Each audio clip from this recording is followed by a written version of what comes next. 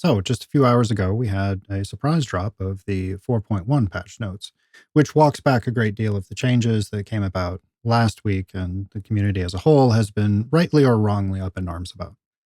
As with last time, I'm going to leave a link to the full patch notes down in the comments, and as y'all can read.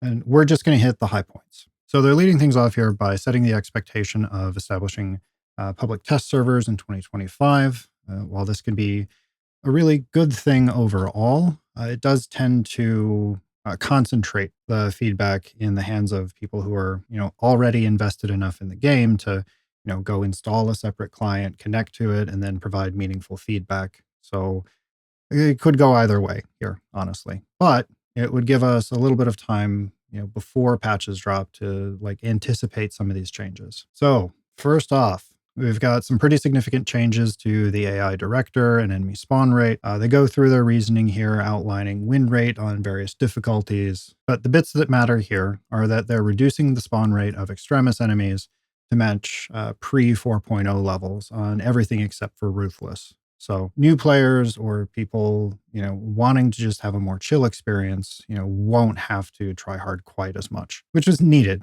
honestly, because those lower difficulties aren't a place that you go to when you're looking to challenge yourself. And on Ruthless, it says significantly reduce the spawn rate of extremis. Whatever significantly winds up meaning, we'll see. But honestly, any change is an improvement over, what we have right now. Moving on, we finally have the buffs to bolters. This is across the board. Damage increases from 10% all the way up to 20% with the auto bolt rifle in particular. Now, the math on this could be interesting. I'm going to link in a card probably that way my video on how weapon damage calculations actually work, which admittedly I didn't present in the cleanest fashion.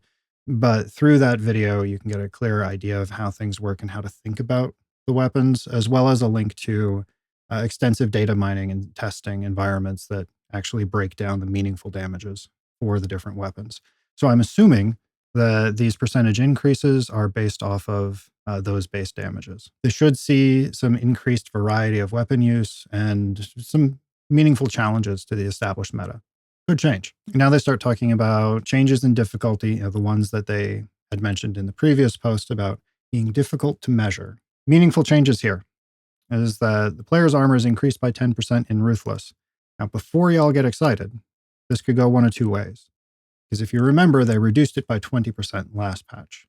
And it's not clear whether that 10% is additive, so we only see a 10% reduction, or if it's a 10% increase of that new value that was reduced by 20%.